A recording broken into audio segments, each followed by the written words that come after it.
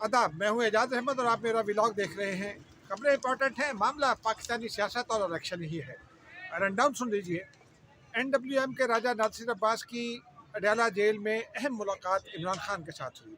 क्या मामला है, क्या खिचड़ी पक रही है, ये बताएंगे। शेख रशीद अहमद और चेयरमैन PTI के दरमियान फासले, कितना फासला है, कौन क्या कहता है, इस पर बात करेंगे। अडयाला जेल में एक बार फिर 9 मई के मुकदमात की समाअत हुई। इस बार शाह महमूद कुरैशी और शेख रशीद के जो मुकदमात हैं उनकी समाअत हुई, लेकिन लाहौर में भी कुछ डेवलपमेंट हुई, उससे आपको आगाह करेंगे। और फिर आखिर में आपको दो इम्पॉर्टेंट खबरों से पर बात करेंगे। एक तो PTI के उम्मीदवार अचानक दस्तबरदार हुए हैं कुछ, उनकी तफसीर आपको बताएंगे। और फिर नवाज शरीफ साहब के हवाले से एक इम्पॉर्टेंट मामला है, उस पर बात करेंगे। नाज़रीन, अब आ जाते हैं जो रनडाउन में पहली खबर हमने आपको बताई। राजा नासिर अब्बास NWM के सरबराह हैं और आलिम दीन भी हैं, मुमताज़ शिया आलिम हैं। उन्होंने कुछ दिन पहले एक दरख्वास्त की थी अडयाला जेल से में चेयरमैन PTI से मुलाकात की। वो मुलाकात की, उनको इजाज़त मिल गई थी, आज वो मुलाकात हो गई। अब आज उन्होंने तफसीली मुलाकात की, उसके बाद उन्होंने मीडिया से आकर बाहर बात तो की, लेकिन मुलाकात के जो मकासद हैं उनके हवाले से उन्होंने कुछ नहीं बताया था। हमने कुछ सोर्सेज अपने लड़ाए और ये पता करने की कोशिश की कि क्या मामला है, क्या पक रहा है। एक खदशा ये है कि पाकिस्तान तहरीक इंसाफ के जो आज़ाद उम्मीदवार हैं, अगर वो इंतखाबात के बाद आज़ाद इलेक्ट होंगे तो फिर शायद वो किसी और जमात में जाएं, यानी नून लीग में जा सकते हैं, पाकिस्तान पीपल्स पार्टी में जा सकते हैं, तहरीक इस्तेकाम पाकिस्तान में जा सकते हैं, या परवेज़ खटक की जो जमात है। और परवेज़ खटक साहब ने तो दावा भी कर दिया कि कुछ 60 के करीब लोग उनके साथ राब्ते में हैं। एक खबर हमने आपको गुज़िश्ता रोज़ बताई थी कि 60 उम्मीदवार जो है आज़ाद उम्मीदवार, उनसे आसिफ अली जरदारी का भी रब्ता है आइंदा की हुकूमत साजी के हवाले से। लेकिन एक तजवीज़ ये आ रही है और इसी पर आज मेरी इत्तला के मुताबिक बात हुई। अभी कोई हतमी फ़ैसला शायद नहीं हुआ। हतमी फ़ैसला चेयरमैन PTI अपनी जो टीम है, कोर टीम है, उनसे मुलाकात उनकी एक आध 2 रोज़ में हो जाएगी, इलेक्शन के बाद हो जाएगी। वकला की टीम है, फिर बैरिस्टर गौहर हैं, अली ज़फ़र हैं, उसके बाद हतमी फ़ैसला होगा। लेकिन तजवीज़ ये है कि तहरीक इंसाफ के जो उम्मीदवार हैं वो मुंतखब होने के बाद, आज़ाद हैसियत में मुंतखब होने के बाद NWM ज्वाइन कर लें। अब इसमें दो मसाइल हैं। एक तो NWM जो है वो एक ख़ास फ़िरके से वाबस्ता जमात समझी जाती है, तो क्या PTI के वो लोग जो बिल्कुल एक्सट्रीमिस्ट राइट विंग के लोग हैं, वो अगर मुंतखब हो जाते हैं तो उनका रिएक्शन क्या होगा। दूसरा एक बड़ा इम्पॉर्टेंट सवाल है।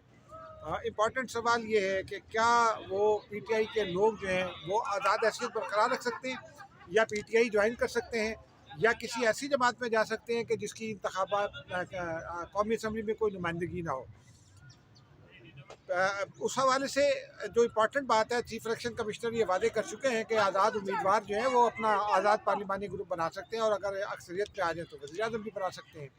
लेकिन वो PTI में नहीं जा सकते, क्योंकि कानूनी तौर पर PTI को ज्वाइन करना इसलिए मुमकिन नहीं कि PTI के पास जो उनका इंतखाबी निशान है वो उनके इंट्रा पार्टी इलेक्शन ना होने की वजह से उनके पास नहीं है। और जहाँ तक इस बात का सवाल है कि अगर NWM में जाते हैं तो कानूनी पोजीशन क्या होगी, कानून इस पर खामोश है, इलेक्शन एक्ट भी इस पर खामोश है। इसके ऊपर वजाहत करनी पड़ेगी चीफ इलेक्शन कमिश्नर को।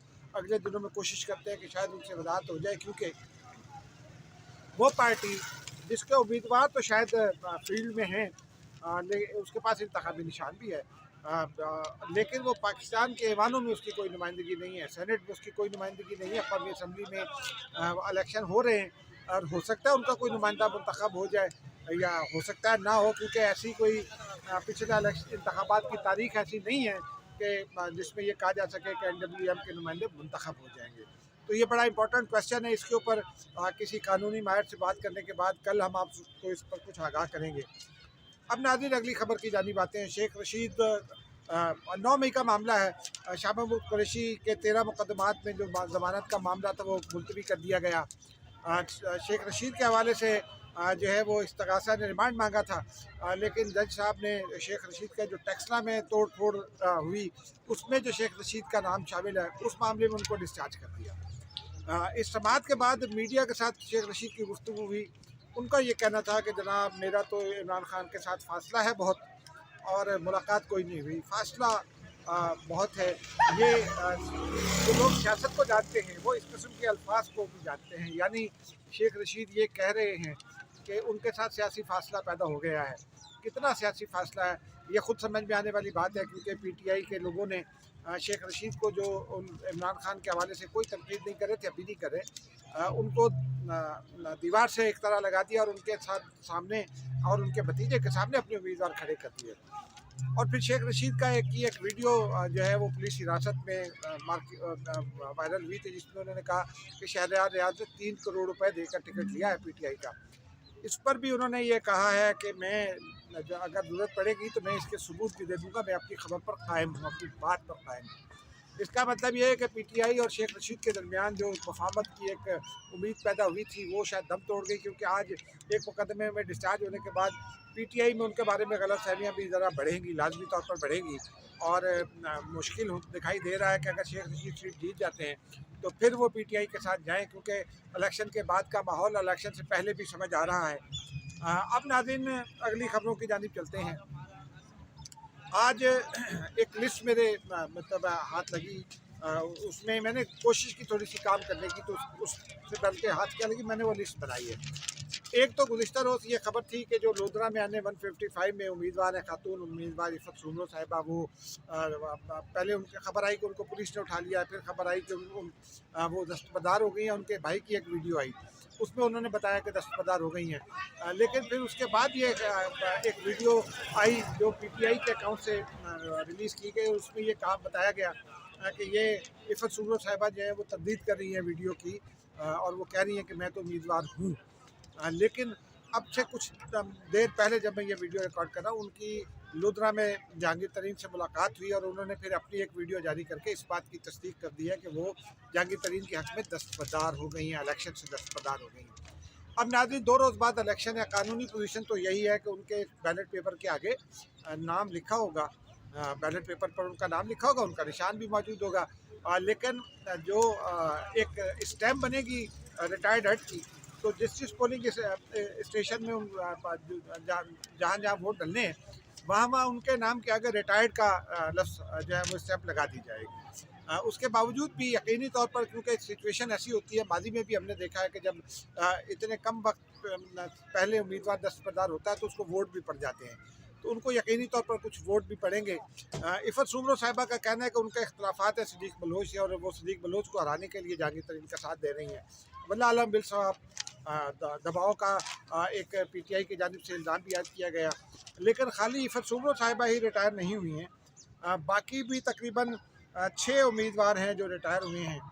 उनमें से एक NA 33 नौशहरा में से हैं, पीटीआई के उम्मीदवार हैं सैयद अहद शाह, वो परवेज़ खट्टक के हक़ में दस्तबरदार हो गए हैं। NA 59 तलागंज से जो पीटीआई के आज़ाद उम्मीदवार थे मोहम्मद रुमान अहमद, वो पाकिस्तान पीपल्स पार्टी के सरदार हसन सरदार के हक़ में दस्तबरदार हो गए। गुज़िश्ता रोज़ आसिफ अली जरदारी ने उनके हल्के में जलसा भी किया था, इतवार के रोज़, माफ़ कीजिएगा, गुज़िश्ता रोज़ क्या गया। NA 68 मंडी बहाउद्दीन से जो पीटीआई के आज़ाद उम्मीदवार है हाजी इम्तियाज़ चौधरी, वो नून लीग के मुशाहिद रज़ा के हक़ में दस्तबरदार हो गए हैं। फिर PP 254 बावलपुर से तहरीक इंसाफ के आज़ाद उम्मीदवार हैं सैयद एहसन मुस्तफ़ा, वो जमात इस्लामी के हक़ में दस्तबरदार हो गए हैं।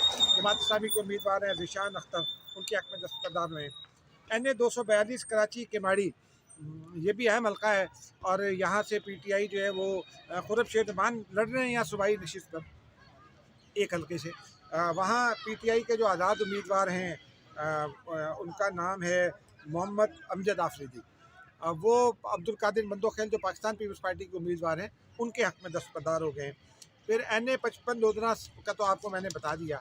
और अभी नाज़रीन ये सिर्फ ये फहरिस्त नहीं है, कुछ और लोग भी रिटायर हुए जिनके नाम अभी सामने नहीं आए। कुछ दिन पहले रिटायर हुए थे, वो किसी वजह से अभी रिकॉर्ड पर नहीं आ सके, लेकिन ये खबरें रिकॉर्ड पर हैं। अब नाज़रीन आखिरी बात की जानी बातें हैं। आज आँख खुली अखबारात देखें तो फ्रंट पे सारा एक इश्तहार लगा हुआ है, और उसमें चाहे वो जंग अखबार हो, चाहे डॉन हो, चाहे कोई और अखबार हो, उसके ऊपर एक लीड लगी है वज़ीर आज़म नवाज शरीफ। अब नवाज शरीफ साहब 3 बार वज़ीर आज़म रहे हैं माजी में। फिर गौर से देखा तो पता चला कि ये तो नून लीग का इश्तहार है। लेकिन नाज़रीन, जिसका फ़ैसला 8 फरवरी को अवाम ने करना है, उस फैसले में अगर आप इस तरह का इश्तहार देकर ये तासुर पैदा करेंगे, अखबारात लाखों की तादाद में छपते हैं, पूरे मुल्क में तकसीम होते हैं, एक एक अखबार को एट एन एवरेज 10 लोग पढ़ते हैं, और अगर आप होटल्स पे चले जाएँ तो 50-50 लोग पढ़ते हैं। सिंध में और अंदरून पंजाब तो बहुत ये रिवाज है कि लोग होटल पे बैठ कर अखबार पढ़ते हैं। वहाँ आप ये तासुर दे रहे हैं एक ऐसे वोटर को जो अनपढ़ है, उसको ये बता रहे हैं कि नवाज शरीफ वज़ीर आज़म हो गए हैं। ये पहलू है नाज़रीन इसका जो इंतहाई गैर अखलाकी है। क्योंकि इश्तहार जो है वो APNS के अपने कुछ कवानीन हैं, जो इश्तहार का साइज़ है वो APNS के अपने कवानीन के खिलाफ वर्जी है। APNS के कवानीन ये कहते हैं कि 1/3 फ्रंट पेज पर इश्तहार होना चाहिए, लेकिन वो 50% भी हो जाता है बाद औक़ात। अब ये 90% इश्तहार है उसके। जब मैंने जंग अखबार देखा, उसके ऊपर जो है वो सिर्फ 2 खबरें लगी हुई हैं या 3 खबरें लगी हुई हैं, बाकी अखबारात भी इसी तरह है। सिर्फ डॉन ने अंदर के पेजेस पर छापा है, बाकी फ्रंट पेज पर इश्तहार है। एक तो ये दूसरा, ये सहाफ़त की जो उसूल हैं उनसे भी मुतालिक है। मैं खुद जर्नलिस्ट हूँ, पिछले 35-36 साल से जर्नलिज्म करता हूँ, आज तक मैंने ऐसा नहीं देखा। लेकिन क्या ये मेरे लिए बतौर सहाफ़ी इस बात को डिफेंड करना क्या आसान होगा कि अगर हमारे वो अदारे जिनमें हम काम करते हैं और हम तनख्वाहें लेते हैं और फिर सहाफ़ती उसूलों की बात करते हैं, सहाफ़ती अक़दार की बात करते हैं, वहाँ अगर ऐसे काम हो तो ये किसी दोस्त ने जो जर्नलिस्ट है उसने भी बड़े दुखी दिल के साथ ये तबसरा किया कि सहाफ़त का जनाजा है, ज़रा धूम से निकले। लेकिन ये नून लीग का जो इश्तहार है ये गैर अखलाकी इश्तहार है, ये गैर अखलाकी सियासत है, इसलिए कि आप मुखालिफ उम्मीदवार के मुकाबले में लोगों को बेवकूफ़ बना रहे हैं और ये तासुर पैदा कर रहे हैं। तो फिर 8 फरवरी जो है वो पोलिंग ना कराएं आप।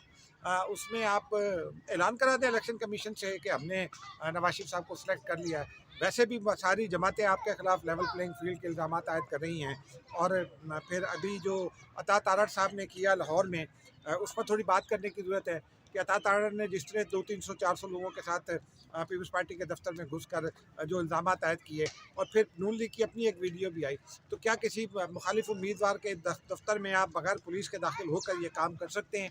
कानून इसकी इजाज़त नहीं देता। लेकिन इलेक्शन कमीशन गुमगू की कैफियत में कोई फ़ैसला इस पर नहीं कर सका। नाज़रीन, मुझे इजाज़त दीजिए। खुदा हाफ़िज़।